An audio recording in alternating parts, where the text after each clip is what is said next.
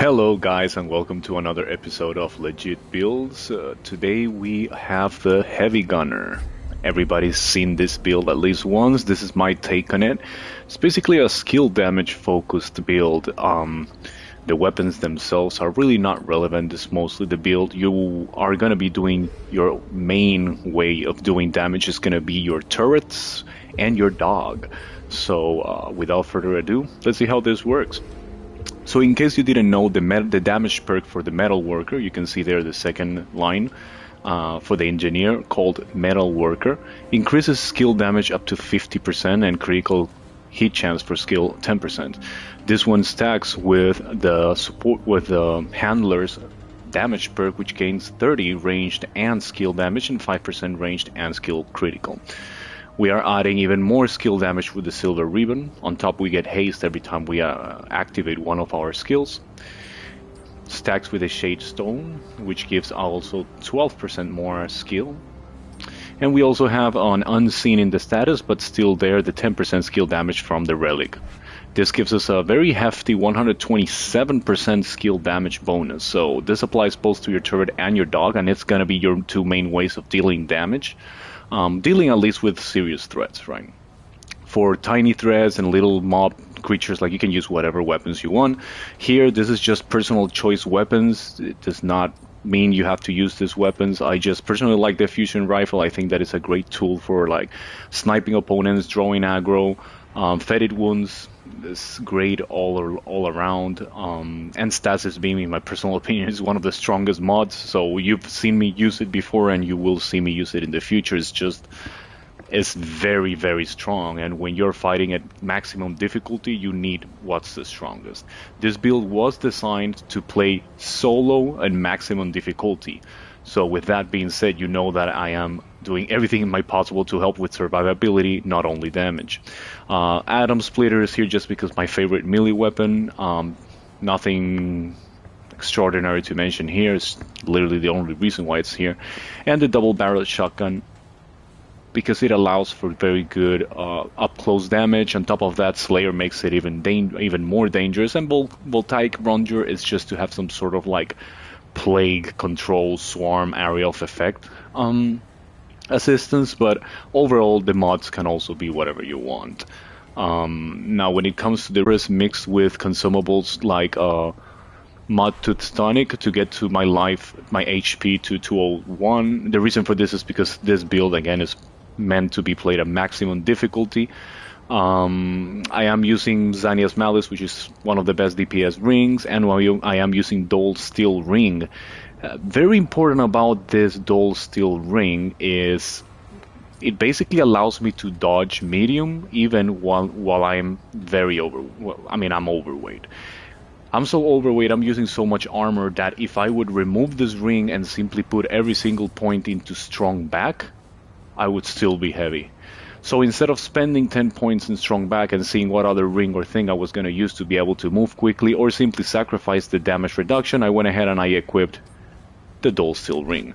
You can see some numbers that are going to give you a good idea why this is built as a solo character, right? I have 60% damage reduction, well 59.5, but 60% damage reduction of a maximum of 80.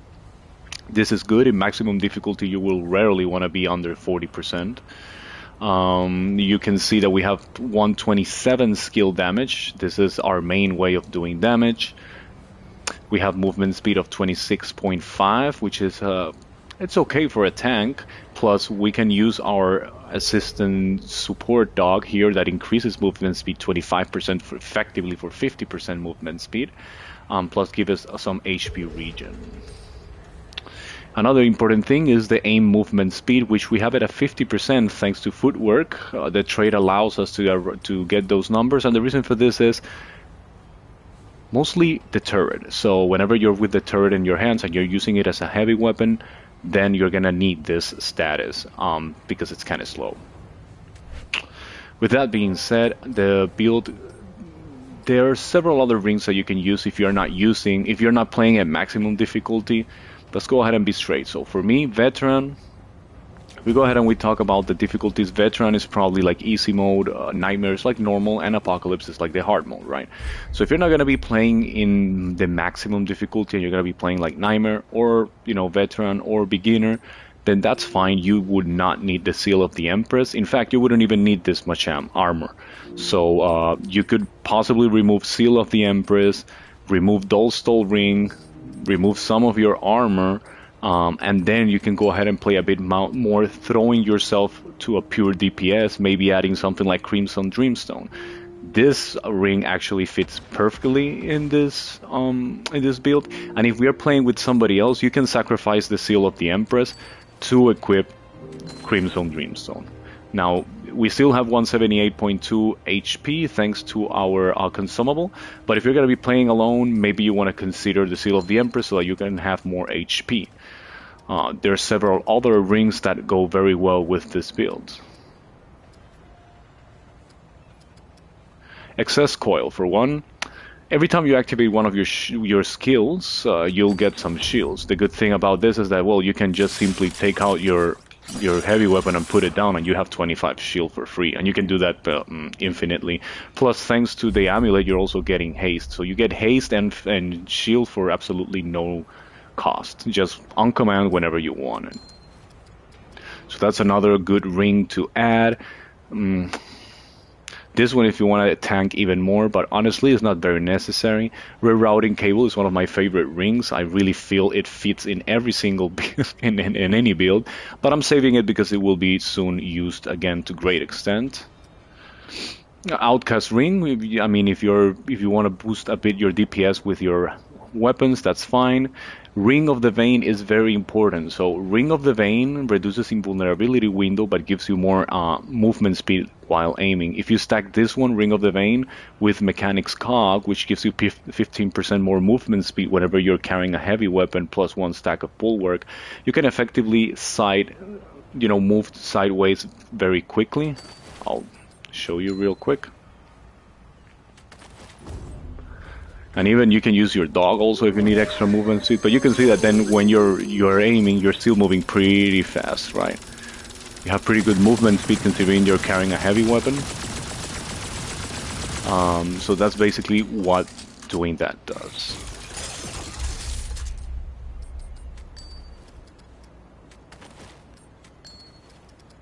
So again, depending on what you prefer, like that's the beauty about Remnants. Whichever way you think you need to go to improve your performance, you can with just a change of a couple of rings. The Steam Coupler, obviously 10% regeneration every time you activate the skill. Again, every time you equip your weapon, you can just equip it and put it back down and you'll get 10 HP. So there's a lot of rings that go well with this build. It is kind of like a jack of all trades again, but the damage is definitely there through and in the form of skills. Finally, we have our relic. We're using Pulsing Heart for several reasons. First, I like it. Second, it does regenerate 100% health over 15 seconds. And more times than not, you're not going to have so little HP. So normally you want to use it at around 50% HP. It will give you that 50% HP you're missing back. Plus, it will have some sort of like HP regen if you get hit. Also pretty good to use before equipping the turret. It will allow you to take some hits without having to unequip the turret, and at the same time you can heal your dog with it. So it is pretty useful. I have damage reduction, more health, and skill damage attached to my relic. And finally, there isn't much more to say. The build is pretty self-explanatory. Like, if you know how to use your dog, you can send him to attack enemies. He does bleed, which is something interesting to take into consideration. You can go ahead and have him attack somebody, put bleed. You can see the critical damage at almost 300 for a dog. That's a lot. Over 100 damage. And finally, with your turret, of course, if you want to go ahead and spend the whole thing, this is hypothetical damage since I'm going to be doing mostly weak spot damage. But what is the Mechanics Cog here doing? So let us see what we have here. So this is again hypothetical damage. The build will do over 4,000 DPS while you have high tech activated, which is infinite ammo, more rate of fire, and more damage for your turret. Also applies for your dog, of course. but the turret is your main DPS tool. Like you can see, one activation goes well over 80k damage. 80k damage for a skill, again hypothetical damage, so that's 98k with high tech, and then you have 150 bullets to just throw out. Hypothetically, you do have over 3500 DPS, and overall over 130k damage. This is just a single use of your turret. So that's your main way of doing damage. Let's see, yeah, we did get over 150k. So 150k damage just for using your turret once. Again, hypothetical, you're not gonna connect all of those shots. You're not gonna connect them all as weak point damage. But if you're playing with somebody else, or you're very good at using your dog to draw aggro, then potentially you can get a lot of damage, at least 80 to 100k damage with the turret. After that, I have the little electricity orb to, manage like sort of like hatchery level bugs and tiny enemies. If for the big ones, I have stasis field. Have good critical hit damage. I do bleed damage with the dog, so I can also help other builds that really benefit from elemental damage. And even if the build looks kind of like generic as it is, it has one thing: it is very strong. Like you have good HP values, good defense. Plus, remember, whenever you have your turret activated, you activate a perk called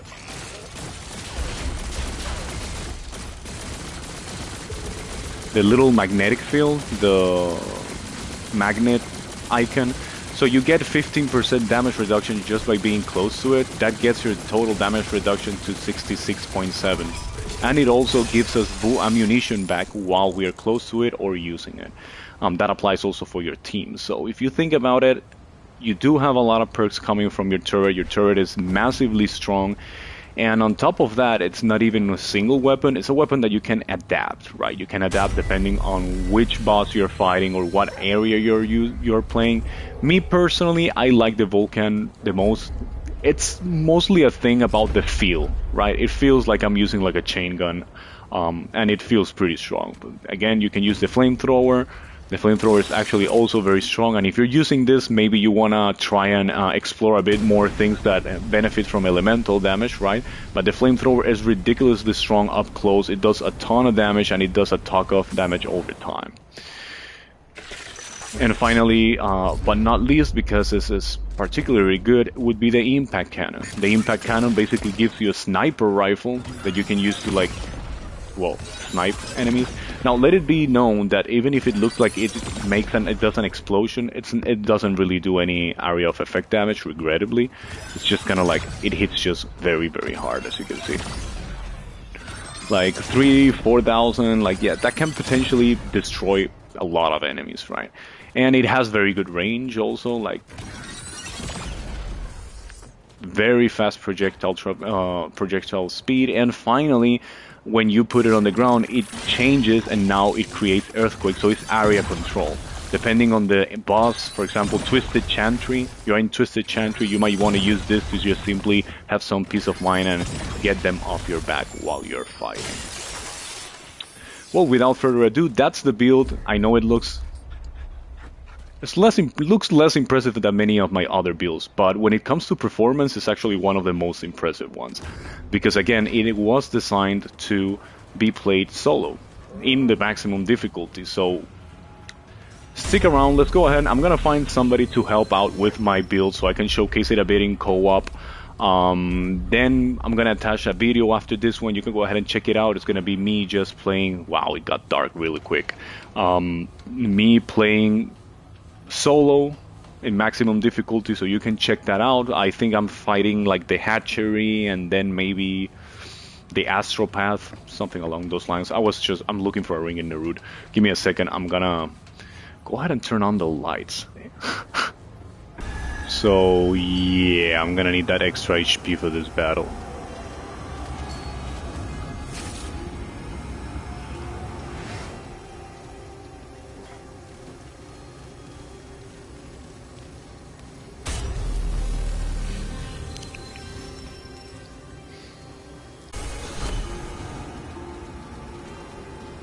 They're coming.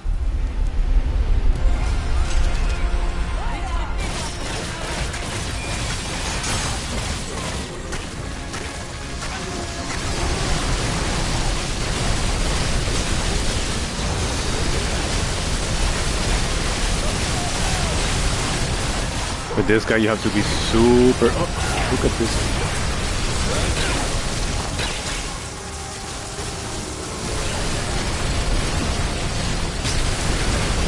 Somebody gave me shields, thank you. Now it's my time to do the thing, bro. Oh, shit, I didn't bring the correct one.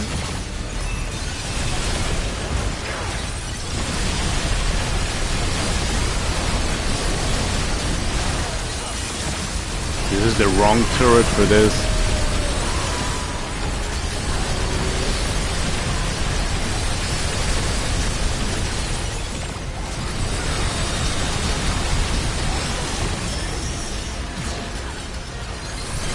You have to be very careful because one of those corpses will put you down. Oh.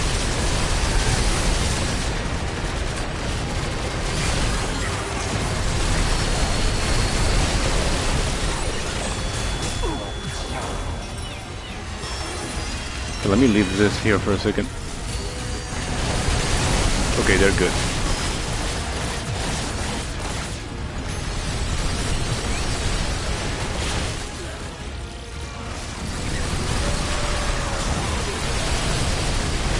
So you can see we have pretty good movement.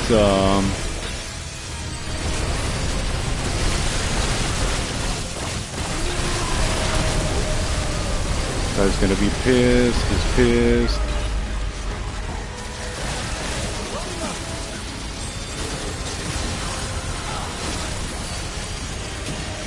Yep, he's gonna revive him. We have a medic there. Ooh, spicy.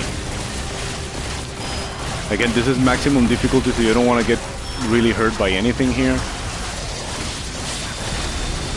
Okay, let's do the damage. It's my turn to... It's my time to shine. Get out. Get off me, bro.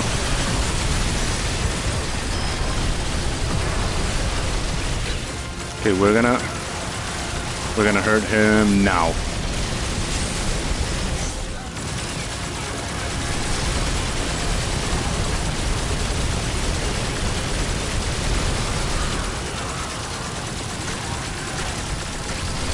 That's what's up.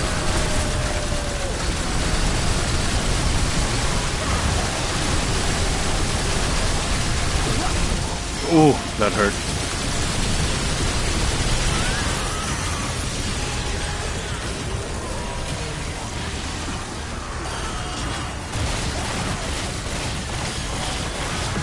The host died again, but I ain't no medic.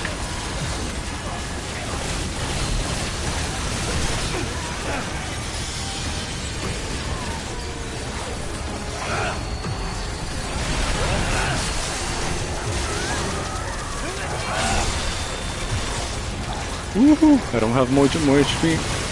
So the host died, but it's okay, we'll be fine.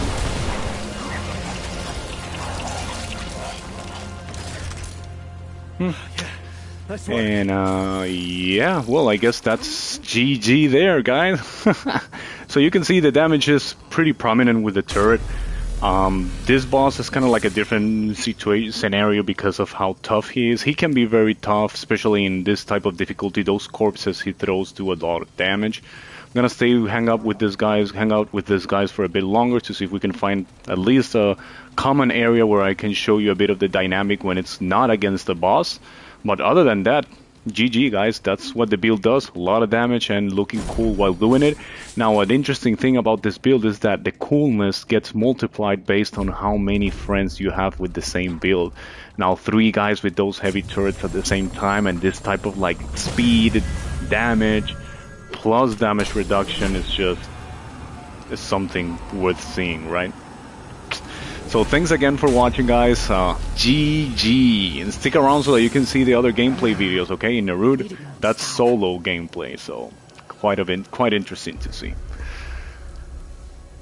Ta-cha.